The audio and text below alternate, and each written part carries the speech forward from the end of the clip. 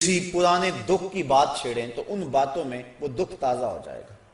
کسی خوشی کا تذکرہ کریں تو چہرے پہ مسرت پھیل جائے گی. دکھ زیادہ ہو جائیں بات مدینے کی چھیڑ دیں. دکھ دور ہوں گے کہ نہیں ہوں گے؟ حضرت شیخ شبلی علیہ رحمہ بہت بڑے بزرگ گزرے ہیں. آپ معارف اس میں ذات بیان فرما رہے تھے کہ اللہ کا نام لینے سے دل میں سکون آتا ہے اور دل کی کیفیت بدلتی ہے، من میں اجالے اور روشنیاں پیدا ہوتی ہیں. ابو علی سینا جو اس دور کا بہت بڑا فلسفی تھا وہ اس مجلس میں موجود تھا. وہ کہنے لگا یہ آپ نے عجیب بات کہہ دی، اللہ تعالیٰ کی ذات تو مؤثر ہے لیکن نام میں کیا رکھا ہے؟ ہمارے جو فلسفی حضرات ہیں وہ ہر چیز کی 4 شکلیں بیان کرتے ہیں. ہر شے کی 4 شکلیں ہیں، ایک شکل خارجی، ایک شکل ذہنی، ایک شکل کتابی اور ایک شکل لفظی. مثال کے طور پہ ہم آگ لفظ بولیں، ایک آگ تو وہ ہے جو باہر روشن اور جل رہی ہے، اس میں ہاتھ لگائیں گے تو جل جائے گا ہاتھ. دوسری آگ وہ ہے جو زبان سے لفظ آگ ہم بول رہے ہیں. تیسرا جب لفظ آگ کہیں گے تو دماغ میں اس کا تصور آئے گا. اور چوتھا کاغذ کے اوپر آگ چھاپ دیں، اس کی تصویر بنا دیں تو یہ شکل کتابی ہوگی. اس میں اصل شکل جو ہے وہ اس کی شکل خارجی ہے. اس طرح وہ فلسفی حضرات کہتے ہیں کہ ہر شے کی 4 شکلیں ہیں. حقیقی شکل شکل خارجی ہی ہوتی ہے. آگ کہنے سے ہونٹ نہیں جلیں گے، کاغذ پہ آگ کی تصویر چھاپ دیں تو اس سے کاغذ جل نہیں جائے گا. آگ کا تصور کرنے سے ذہن جلے گا نہیں، لیکن وہ جو خارج میں آگ موجود ہے اس میں ہاتھ لگائیں گے، اس کے قریب جائیں گے تو ہاتھ بھی جلے گا اور آپ کو تپش اور حدت کا احساس بھی ہوگا. تو وہ خارجی جو اس کی صورت ہے وہی اس کی صورت اصلی ہے، باقی اعتباری صورت ہے. تو وہ کہتے ہیں اللہ کی ذات تو مؤثر ہے لیکن نام کہنے سے، نام لینے سے کیا ہوگا؟ تو حضرت شیخ شبلی علیہ رحمہ نے ابو علی سینا کو سمجھایا کہ نہیں میاں، نام میں بھی اثر ہوتا ہے، نام میں بھی تاثیر ہوتی ہے. وہ کہنے لگا نہیں، مؤثر تو صرف صورت خارجی ہوتی ہے، لہذا میں اس بات کو تسلیم کرنے کو تیار نہیں ہوں. ضد میں آ گیا. میں نے عرض کر دیا کہ بزرگوں کا ایک اپنا طریقہ ہوتا ہے. تو حضرت شیخ شبلی تھوڑا سا غصے میں آ گئے اور فرمانے لگے ابو علی سینا میں تیرے سے کیا بات کروں، تو تو گدھا ہے. اس کے سرخیاں آ گئی چہرے پہ، غصے سے لال پیلا ہو گیا. مجھے گدھا کہا بڑی مجلس میں، اتنا بڑا فلسفے کا امام، زمانہ میرے نام کا معترف، اتنی کتابیں میں نے لکھی. تو حضرت شیخ شبلی مسکرا پڑے، فرمانے لگے دیکھا نا گدھے کے نام سے تیرے چہرے کا رنگ بدل گیا. تو کہا جب گدھے کے نام میں اتنا اثر ہے کہ تیرے چہرے کا رنگ بدل سکتا ہے تو کیا اللہ کا نام لینے سے دل کا رنگ نہیں بدل سکتا؟ تو اس کا نام لوگے تو دل بدلے گا اور دل قرار پائے گا، دل کو نور نصیب ہوگا، دل کو اجالا ملے گا اس کے بابرکت نام لینے سے. اس لیے جب زبان سے بندہ اللہ اللہ کہتا رہتا ہے تو اس کے اثرات اس کے دل پر مرتب ہوتے ہیں، اور کثرت سے ذکر کرنے والا شخص اس کا دل پر نور ہو جاتا ہے. بلکہ ہم نے تو تصوف کی کتابوں میں پڑھا ہے جب کوئی شخص ایک مرتبہ اللہ کہتا ہے اللہ تعالیٰ اس کی طرف نظر رحمت سے دیکھتا ہے، اور جس کی طرف اللہ تعالیٰ نظر رحمت سے دیکھ لے اس کے 70 گنا جل کے راکھ ہو جاتے ہیں. اور جس نے اٹھتے بیٹھتے چلتے پھرتے وظیفہ یہی رکھا پھر اس کے من میں کتنے اجالے اتریں گے، کتنی روشنیاں اس کو نصیب ہوں گی. تو کہا یا ایھا الذین آمنوا اذکروا اللہ ذکرا کثیرا، اے ایمان والو اپنے رب کا کثرت سے ذکر کرو. اور میرے اور آپ کے آقا و مولا حضور نبی رحمت صلی اللہ علیہ وآلہ وسلم نے ارشاد فرمایا اللہ کا ذکر اس انداز سے کرو کہ لوگ تمہیں مجنون کہیں یہ تو پاگل ہو گیا.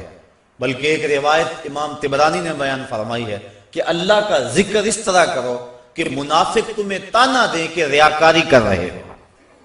اس انداز کے ساتھ تم اس کا ذکر کرو۔ میرے حضور قبلہ عالم فرماتے ہیں اٹھ دی بیندی ٹر دی پھر دی ستے آنتے جاگ دی نام جھپ دی روتے کھپ دی ویخ سر اس راگ دی نام جھپیاں قرب ملدا نام دی کر پوری سام شیشے وچ کستوری جے کر پھر ضرورت کاغ دی۔ تیرے تو سب کچھ اندر ہی رکھا ہوا ہے، تو ذرا غور تو کر، تفکر تو کر، ذرا اس کو آواز تو دیکھ کے دیکھ۔ تیرے من سے آوازیں نہ آئیں تو کہنا اندر بوٹی مشک مچایا اتے جان پھلن تے آئی ہو۔ تو نے در در کیا جانا ہے، سب کچھ تو تیرے اندر رکھا ہوا ہے۔ وہ کہتے ہیں ایک سنیارا تھا بمبئی کا رہنے والا، یہاں ہمارے لاہور میں آ گیا، پرانے دور کی بات ہے۔ اس کے پاس بڑے قیمتی موتی تھے، اس نے کسی مجلس کے اندر اپنے موتی کھولے اور ایک موتی کہنے لگا یہ شب افروز ہے، رات کو چمکتا ہے۔ جب اس نے سامان سمیٹا اور اٹھ کے جانے لگا تو ایک چور بھی اس مجلس میں بیٹھا ہوا تھا، کہنے لگا حضرت کہاں کے ارادے ہیں؟ کہا بمبئی جا رہا ہوں۔ کہا حسن اتفاق، ارادے تو میرے بھی بمبئی کے ہیں، چلو اکٹھے چلتے ہیں۔ وہ جوہری سمجھ گیا کہ یہ اصل میرا ہم سفر نہیں ہے، اس کا دل اس موتی پہ آ گیا، لیکن وہ تھا بڑا سمجھدار، اس نے کہا آ جاؤ۔ سارا دن سفر میں رہے، جب رات کو سونے لگے تو اس نے اپنی قمیض یا واسکٹ وغیرہ اتار کے جو ہے وہ لٹکا دی کسی چیز کے ساتھ۔